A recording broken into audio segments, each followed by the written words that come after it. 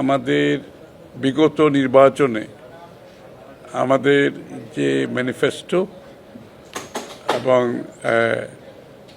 সার্বিক পরিকল্পনার একটি প্রতিফলন এখানে ঘটানো হয়েছে। যেহেতু আমরা সেই প্রতিশ্রুতির উপর নির্বাচনী জনগণের ভোটে নির্বাচিত একটি সরকার, সেটার একটা প্রতিফলন এখানে আসছে। এবং প্রেক্ষাপটটা হচ্ছে খুবই সহজ, আপনারা সবাই জানেন। একটি ভঙ্গুর অর্থনীতি থেকে সমৃদ্ধি, প্রেক্ষাপটটা হচ্ছে ভঙ্গুর অর্থনীতি থেকে সমৃদ্ধি, পুনরুদ্ধার, উত্তরণ ও পুনর্গঠন কৌশল। আমরা একটা ভঙ্গুর অর্থনীতি থেকে সামনের দিকে যাচ্ছি, এটা পুনরুদ্ধার কিভাবে হবে, উত্তরণ কিভাবে হবে, পুনর্গঠন কৌশলটা কি হবে, এই কথাগুলোর এই বিষয়কে মাথায় রেখে এটা একটা পরিকল্পনা হয়েছে। এটা পঞ্চবার্ষিকী, প্রথমে five year strategic framework for reform and development. এটার পরিপ্রেক্ষিতে একটি 5 বছরের ফ্রেমওয়ার্ক, একটা পরিকল্পনা হয়েছে। সেটাও আজকে আমরা এখানে আলোচনায় এনেছি, যেটা অ্যাকচুয়ালি আগামী, এটা লাগবে না,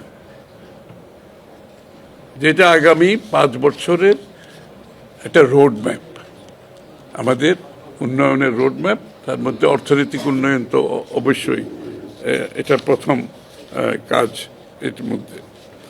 তো এখানে আমাদের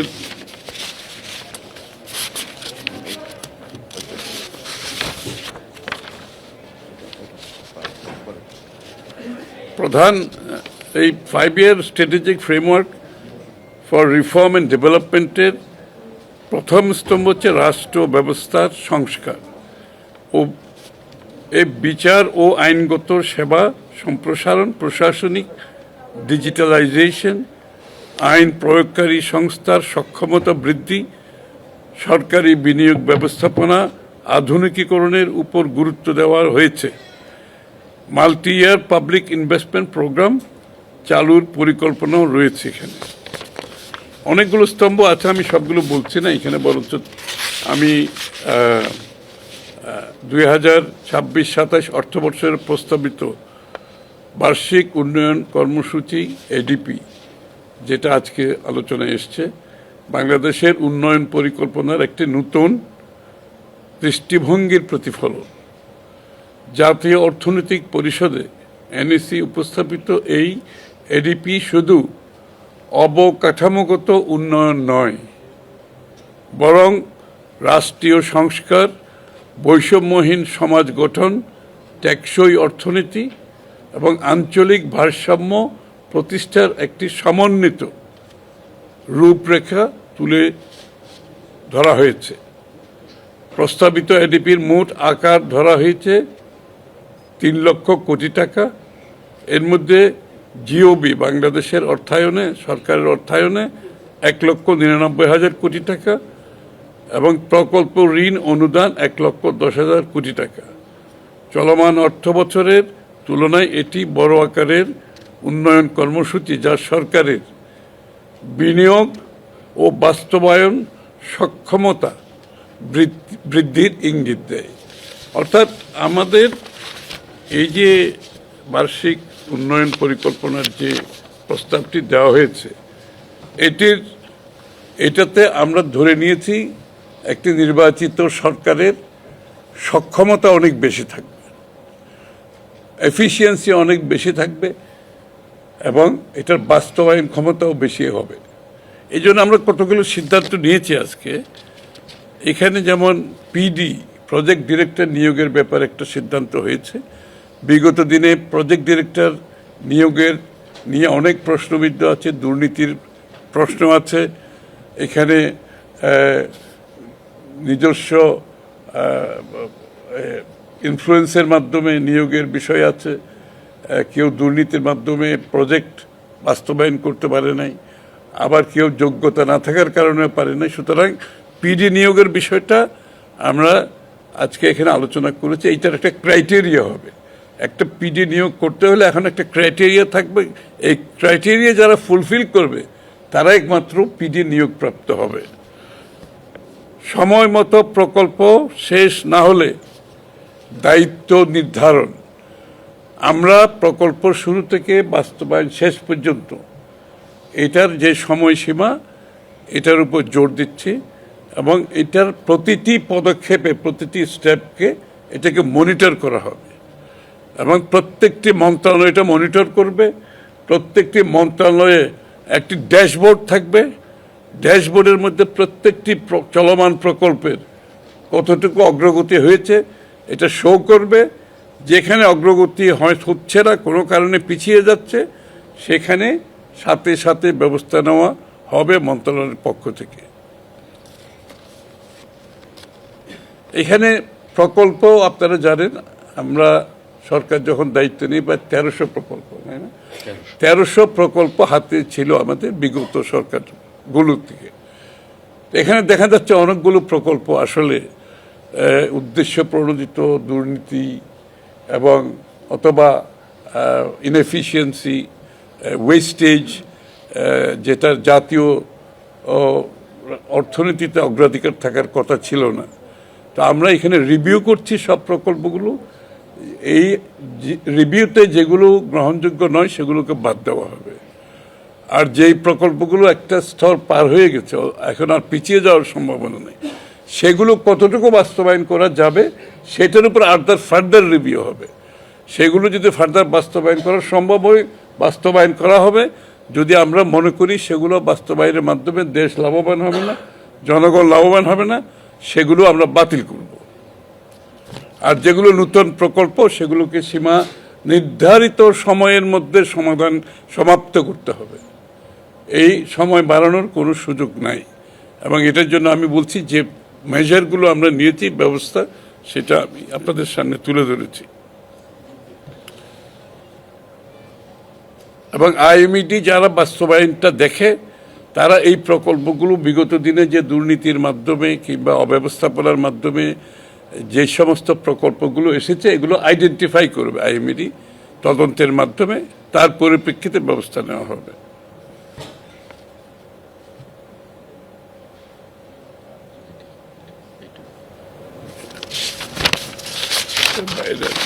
দেখি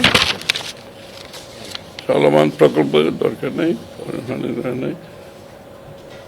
প্রগতির ড্যাশবোর্ড থাকবে 26-27 সালের আগামী বছর শেষ। তো এই হলো মোট আজকের সিদ্ধান্ত। তো আপনারা আশা করি এটার কিছু প্রতিফলন বাজেটেও দেখতে পাবেন এবং আগামী দিনের বাংলাদেশের উন্নয়নের যে চিত্র সেখানেও আশা করি তার প্রতিফলন পাবেন ইনশাআল্লাহ। আমরা মনে করি যে এই প্রকল্পগুলো নতুনভাবে হবে সেগুলো তো সময় মতো শেষ করতে হবে। আর যেগুলো আমরা বিগত দিন থেকে পেয়েছি এই অসমাপ্ত কাজগুলো কতটুকু সমাপ্ত করবে সেগুলো রিভিউর মাধ্যমে সমাধান হবে। আর যেগুলো আসলে প্রয়োজনীয়তা নাই সেগুলো বাদ দেওয়া হবে। এই তো। আচ্ছা, একজন সেখানে দেখলাম যে 17,000 কোটি টাকা তার ফ্যামিলি কার্ড, কৃষক কার্ড এই ক্ষেত্রে রাখা হয়েছে। উন্নয়নের টাকাটাই এইভাবে দেওয়া হচ্ছে। প্ল্যানটা খুব সহজ। শিক্ষা স্বাস্থ্য খাতে বরাদ্দ প্রায় দেওয়া হয়ে গেছে, যেগুলো এলজিআরডি খাতে বরাদ্দ দেওয়া হয়ে গেছে। তারপরে আমি যেটা বলেছি আপনারা খেয়াল করেছেন কিনা, বিগত দিনে যে প্রকল্পগুলো আছে এগুলো যেগুলো বাস্তবায়ন সম্ভব নয়, যেগুলো জনস্বার্থে করার প্রয়োজনীয়তা না, সেগুলো বাদ যাবে। সুতরাং কতগুলো বাদ যাবে এগুলো রিভিউ হচ্ছে। যেগুলো বাদ যাবে সেগুলোর জন্য আমরা থোক বরাদ্দ রেখেছি, কারণ আমাদের তো নতুন প্রকল্প করতে হবে। নতুন প্রকল্প করার জন্য থোক বরাদ্দ থেকে যার যে প্রয়োজনীয়তা সে তার পরিপ্রেক্ষিতে বরাদ্দ দেওয়া হবে। ওই কারণেই করা হয়েছে, যেহেতু এখানে অনেকগুলো প্রকল্প বাদ যাবে, অনেকগুলো আমরা বাস্তবায়ন সম্ভব না, অনেকগুলো জনস্বার্থে করতে পারবো না, অনেকগুলো প্রকল্পের পেছনে অন্য উদ্দেশ্য ছিল, সেগুলো তো আমরা করতে পারবো না। আমাদের প্রত্যেকটি প্রকল্পের, আমি একটা কথা বারবার বলছি, প্রত্যেকটি প্রকল্পের দ্য ভ্যালু ফর মানি, এটা মূল্য থাকতে হবে, এটার রিটার্ন অন ইনভেস্টমেন্ট, এটার বিপরীতে আমার একটা রিটার্ন থাকতে হবে এবং এটা এমপ্লয়মেন্ট ক্রিয়েট করতে হবে। আমরা জবলেস কোনো গ্রোথ চাচ্ছি না, আমরা একটা বড় জনসংখ্যার আগামী দিনের কর্মসংস্থানকে মাথায় রেখে আমাদের প্রকল্প করছি। সুতরাং সেটাও আমাদের মাথায় রাখতে হবে, অ্যান্ড আমাদের জলবায়ুর যে বিষয়টা সেটাও মাথায় রাখতে হবে। Thank you. আর আছে যে এখানে প্রথমবারের মতো একটি ব্রিফিং অনুষ্ঠিত হচ্ছে, এর মধ্যে দিয়ে আমরা অনেক কিছু আলোচনা করতে আমার প্রশ্নটা হচ্ছে স্যার, আজকে 3 লাখ কোটি টাকার এডিপি আপনারা অনুমোদন দিলেন, কিন্তু চলতি অর্থ বছরের যে সংশোধিত এডিপি বাস্তবায়নের যে অবস্থা গত 9 মাসে 10 মাসে, সেখানে এত বড় আপনাদের উন্নয়ন বাজেট, সেটা একটা উচ্চাভিলাষ কিনা? বিলাস না থাকলে, আকাঙ্ক্ষা যদি বেশি না হয়, উন্নয়নের দিকে তো যাওয়া যাবে না। আর বিশেষ করে বিগত দিনের দেশ যতটুকু পিছিয়েছে, সেখান থেকে স্যালভেজ করে সামনের দিকে যেতে হলে আপনাকে তো বিনিয়োগ করতে হবে।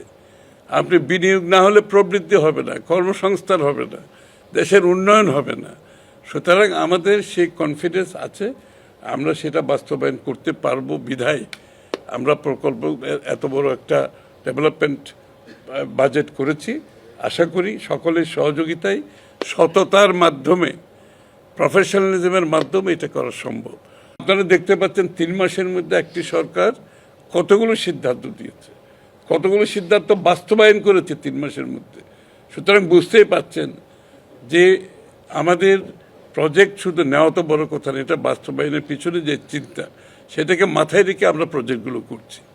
বাংলাদেশের রাজস্ব আদায়ের হার বিশ্বের একেবারে নিম্ন পর্যায়ে। সুতরাং আমরা তো সেই জায়গায় রাখতে পারবো না। একটা দেশ যখন সামনের দিকে এগিয়ে যাবে, যে অর্থায়ন করতে হলে সেটা আমাদেরকে অবশ্যই বাড়াতে হবে।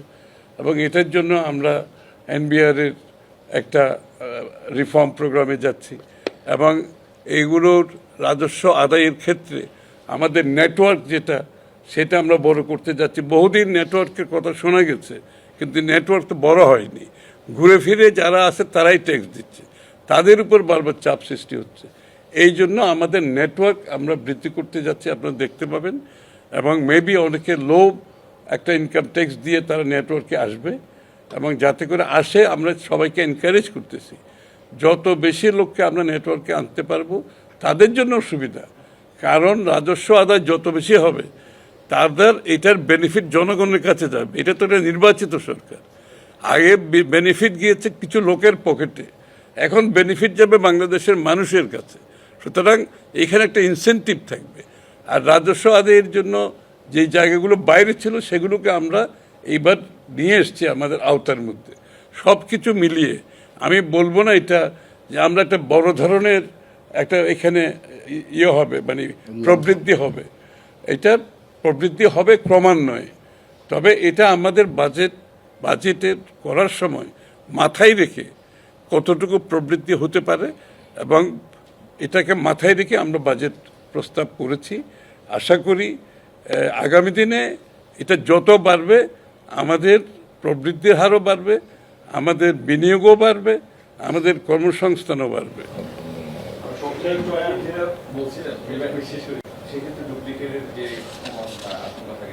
বুঝতে পেরেছি, থ্যাংক ইউ, বুঝেছি। এটা খুব সিম্পল ব্যাপার, যে কৃষক কার্ড পাচ্ছে সে তো আর ফ্যামিলি কার্ডের লোক এক না। যে ফ্যামিলি কার্ড যে ভদ্রমহিলাকে দেওয়া হচ্ছে, ফ্যামিলির প্রধানকে, উনি তার কৃষক কার্ডের জন্য এলিজিবল। একটা কার্ডে কীভাবে হবে? এটা তো আলাদা হতে হবে, তাই না? বেনিফিটগুলো তো আলাদা আলাদা। এবং আমরা সমাজের যে সমস্ত জায়গায় এই বেনিফিটগুলো টার্গেটেড ওয়েতে আমরা কিন্তু দিচ্ছি, সুতরাং এটা তো আলাদা কার্ড হতেই হবে। এবং কিন্তু একটা জিনিস আমি বলি, যেখানে রিপিটেশন হচ্ছে, যারা হয়তো একটা পাচ্ছে আবার ফ্যামিলি কার্ডও পাচ্ছে, তারা হয়তো সেটা বাদ যাবে। সুতরাং যেহেতু যেটার মূল্য বেশি, তারা সেটাই পাবে। আমার 20% ইনভেস্টমেন্ট ফ্রম দ্য লাস্ট, মানে কারেন্ট ইয়ার্স রিভাইজ বাজেট, এইটা কি শুধুমাত্র আপনার এক্সপেকটেশন থেকে মনে করছেন যে elected government could implement all the things, এইটাই শুধু আপনাদের এক্সপেকটেশন? এখান থেকে এক্সপেক্ট করছেন 3 লাখ কোটি টাকা বাজেট ইমপ্লিমেন্ট করবেন, নাম্বার 1। নাম্বার 2 হচ্ছে যে 53% ইনহ্যান্স বাজেট আপনি ইমপ্লিমেন্ট করবেন। হ্যাঁ, অবশ্যই। এখানে তো আপনাকে বিষয়টা হচ্ছে, আমরা কিন্তু কথাগুলো পরিষ্কারভাবে বলেছি। বিষয়টা তবে লাস্ট প্রশ্নটা আগে নিয়ে, আপনার স্বাস্থ্য, শিক্ষা খাত এবং ডেমোগ্রাফিক ডিভিডেন্ড এবং এই যুব সমাজের উন্নয়ন, কর্মসংস্থান সৃষ্টি, এগুলো কিন্তু সব কিছু এক জায়গায়। এবং এই জায়গায় যে বাজেট না দিলে তাহলে আপনি যে আমরা ইউনিভার্সাল হেলথ কেয়ার যে কথাটা বলছি, প্রাথমিক স্বাস্থ্যসেবার কথা বলছি, তার সাথে আরও অন্যান্য স্বাস্থ্যসেবার কথাগুলো বলছি, এগুলো বাস্তবায়ন করতে গেলে তো আপনাকে বাজেট দিতে হবে, তাই না? শিক্ষার বেলায়ও তাই। শিক্ষার কিন্তু আমরা বিস্তৃতিটা বাড়াচ্ছি, এখানে কিন্তু প্রচুর হবে আপনার স্কিল ডেভেলপমেন্টে, আপনার দক্ষতা বাড়ানোর জন্য। এখানে প্রচুর ইনস্টিটিউশন হবে, যে আমরা এগুলোকে কি ইনস্টিটিউট বলছি, কারিগরি শিক্ষা কেন্দ্র। কারিগরি শিক্ষা কেন্দ্র প্রচুর। আমরা তো চাই না আমাদের ছেলেমেয়েরা মেট্রিক, আইএ, বিএ, এমএ পাশ করুক, তারপরে চাকরি পাবে না, বসে থাকবে। আমরা চাই এদের একটা বড় অংশ যে কারিগরি শিক্ষার দিকে এগিয়ে যাবে, এবং সেইখানে আমাদের একটা বড় বিনিয়োগ হবে। এবং কারিগরি শিক্ষাটাকে আমরা একটা মানসম্পন্ন জায়গায় নিয়ে যেতে চাচ্ছি, যেখানে অ্যাক্রেডিটেশন থাকবে, সার্টিফিকেশন থাকবে, গ্লোবাল পিয়ারদের সাথে রিভিউ থাকবে। আপনার এই সব মিলিয়ে যে শিক্ষা ব্যবস্থা আমরা করতে যাচ্ছি, ইনশাআল্লাহ এরা দেশের ভিতরে ডিমান্ড মিট করবে, দেশের বাইরে তারা ডিমান্ড মিট করবে। এখানে তো বিনিয়োগ করতে হবে, এবং বিনিয়োগের আমরা কোন খাতে কত বিনিয়োগ করবে, এটা রিটার্ন কি, এখান থেকে কত কর্মসংস্থান হবে, এগুলো তো আমরা হিসাব করেছি। হিসাব করে বিনিয়োগ করতে হবে। কারণ বাস্তবায়ন হবে কি না, তো এটা তো অপেক্ষা করতে হবে। বাস্তবায়ন হবে কি না, তো বাস্তবায়ন তো করতে হবে। বাস্তবায়ন না হলে আমরা আমাদের গ্রোথ অ্যাচিভ করব কি করে, আমরা কর্মসংস্থান অ্যাচিভ করব কি করে, আমার রপ্তানি বাড়বে কি করে, আমাদের শিল্পের প্রোডাকশন বাড়বে কি করে। অবশ্যই এগুলো তো সব কিছু একটার সাথে একটা অন্যটা জড়িত। এটা আমরা করতে হবে। সোফার লিডারশিপের কমিটমেন্ট ইজ বড় কথা। এখানে একটা elected representative, on top of that the লিডারের leadership quality and commitment and dynamism, এগুলো সব ম্যাটার করে। এগুলো বাংলাদেশে অন্যান্য দেশে হয়েছে, আমরা দেখেছি তো। আর 3 মাসের মধ্যে একটা দেশের এই ভঙ্গুর অর্থনীতির মধ্যে যে প্রকল্পগুলো নেওয়া হয়েছে, বাস্তবায়ন হচ্ছে, এটা তো 3 মাসের মধ্যে একটা ভঙ্গুর অর্থনীতিতে কেউ এক্সপেক্ট করবে না। এই যে বিদেশ থেকে যারা আসছে, জেপি মর্গান, আমি ইচ্ছা করে বলতেছি, ওরা বলছে আমরা 66 কান্ট্রিতে আমরা অপারেট করি, কিন্তু আমরা বাংলাদেশে আসবো এই জন্য, পার্টনারশিপে কাজ করব এই জন্য। আমরা দেখছি কোথায় লিডারশিপ যাচ্ছে, বাংলাদেশের নেতৃত্ব কোথায় যাচ্ছে, এটা আমরা ফলো করছি। এই জন্য আমরা বাংলাদেশে আসতেছি। বিনিয়োগ ফান্ড ম্যানেজাররা আসতেছে, সবাই আসতেছে, বিনিয়োগকারীরা। শুধুমাত্র কমিটমেন্ট, লিডারশিপের কমিটমেন্ট, ডাইনামিজম, সিদ্ধান্ত গ্রহণের যে দ্রুততা, সব কিছু মিলিয়ে আমরা মনে করি বাংলাদেশ বিশ্বের কাছে একটি নেক্সট ইনভেস্টমেন্ট ডেস্টিনেশন হিসেবে গ্রহণযোগ্য হয়েছে। এত তো নেওয়া যাবে না, আমাদের কাজ আছে তো এরপর। এটা লাস্ট। আমার নাম গোলাম কাজী রঘু, আমি এটিএন নিউজে কাজ করি। স্যার, আপনি বক্তব্যে বলছিলেন যে আপনারা যে পরিকল্পনা নিয়ে এগুচ্ছেন সেটি হচ্ছে যে একটা কি ভঙ্গুর জায়গা থেকে আপনার উত্তরণের দিকে আপনাদের প্রচেষ্টা থাকবে। নিঃসন্দেহে সেটি প্রশংসার দাবিদার। এবং আপনি আরেকটি কথা বললেন যে ইলেকটেড গভর্নমেন্টের প্রকল্প বাস্তবায়নের গতিও বাড়বে, সেটি স্যার ঠিক আছে। কিন্তু স্যার, আমরা তো ছোটবেলায় পড়েছি বা সব জায়গায় আমরা যেটা জানি যে cut your code according to your code. Sir, যেখানে আপনারা উত্তরাধিকার সূত্রে একটি ভঙ্গুর অর্থনীতি পেয়েছেন, বিভিন্ন রকমের দায় দেনা আপনাদের আছে, ঋণের বোঝা আছে, আপনারাও বারবার বলছেন যে আমরা ভঙ্গুর অর্থনীতি পেয়েছি। তিতুমির স্যারও বারবার একটা কথা বলেন, ঘরে টান আছে, সরকারে টান আছে, সবচেয়ে কঠিন একটা পরিস্থিতির মধ্যে আপনারা আছেন। তাহলে এত সব বাস্তবতার মধ্যে কেন স্যার আপনারা এত বড় একটা এডিপি আপনারা বাস্তবায়ন করার ঝুঁকি নিলেন? তাহলে কি স্যার আমি এক কথায় উত্তর দিয়ে দিচ্ছি আপনাকে। বুঝছি আমি। আমি উত্তরটা দিচ্ছি এক কথায়। আপনারা মনে আছে ছোটবেলায় টিউবওয়েলে যখন পানির নিচে লেভেল কমে যেত, সে আর টিপলেও আসে না, হ্যাঁ, তখন কি করতে হয়, পানি ঢালতে হয়, আরো গভীর হলে আরো একটু ঢালতে হয়, তারপরে যখন আপনি চাপবেন তারপরে পানি আসতে শুরু করবে। এই জন্য আমাদেরকে নিতে হয়েছে একটা বড় বাজেটে আমরা যাচ্ছি, যে এই বিনিয়োগ ছাড়া এই ভঙ্গুর অর্থনীতি থেকে বেরিয়ে আসার কোনো সুযোগ নেই। এই বিনিয়োগের প্রয়োজন এই জন্য দেখা দিচ্ছে। Thank you.